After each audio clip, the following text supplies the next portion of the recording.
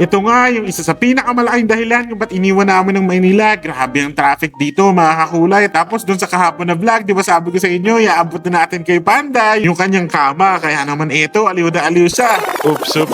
Pero bago yan, ito muna ang mga nangyari. Mga kakulay, ito nga, sabi ko sa inyo kahapon, hindi ba? Parang mag-overnight lang tayo sa Maynila kasi meron lang tayong mga business meetings dito. Tapos kumain, tapos namili ng mga kailangan natin sa electrical. Tapos babalik na tayo sa mahal nating Kapalonga. Tara po, let's go, samahan nyo ako. Ito nga mga kulay, grabe yung traffic dito. Kung mapapansin nyo, tapos dito sa loob ng kotse, punong-puno ng mga pangangailangan natin doon sa beach house. Kung ano-ano mga maliliit na bagay na hindi natin matagpuan doon. Kaya dito na natin binili sa Maynila. Tapos bumili kami ng Dunkin para hindi kami antukin along the way kasi 6 hours ang travel from Manila papunta ng Kapalonga. Tapos along the way, nagutom na ako. Kinain ko na rin yung burger at saka syempre kinain ko na rin yung chicken dyan. Mga kulay, kain po tayo. Kunin nyo na po yung pagkain nyo. Tapos habang nagdadrive si Ruel, nagkukwentuhan kami. Tapos tinawagan namin si Ron. Di pa pala siya sasabay pa uwi kaya dalawa lang kami nagbiyahe. Si Ron nga pala umuwi doon sa kanila sa Laguna. Tapos pagdating namin ng Gumaka, dito naman kami nag-lunch. Ang dami naming pagkain dito. Meron mga pusit, meron dyang mga may balon-balunan adobo at saka binagoongan. Yung balon-balunan, alam nyo ba yun mga kahulay? Laman loob yun ng manok. Balon-balunan, hindi siya lasang atay. Pero ewan ko, bakit gustong gusto ko yan, lalong-lalo na kapag adobo. Tapos pagdating natin ng beach house, inabot na agad natin kay Panda yung kanyang bed. Talaga naman tuwan-tuwa siya at aliw na aliw. Nagpaikot-ikot pa. Ay, nako, ang cute talaga ng Panda. Mga kulay, hindi nyo na itatanong. Ganyan din ang itsura ng lumang bed ni Panda. Tapos, after natin ibigay yung mga regalo natin kay Panda at ibaba yung mga dala-dala nating bilihin, ano pa bang gagawin kundi mag-dinner? Grabe yung pagod namin dito kasi galing kaming Maynila niyan, mga kakulay. Kaya dinaan na lang namin sa kain. Nagluto nga dito ng maraming kalabasa na talaga namang healthy para sa lahat. Lalong-lalo na sa mga kids. Kain po tayo, mga kakulay.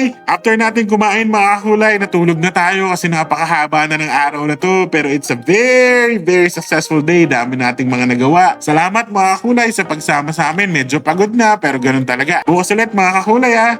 Thanks! Bye! Laging na street, walang pa. Boss B, boom, walang tatalo pa. Boss B, tatak mo'y dala.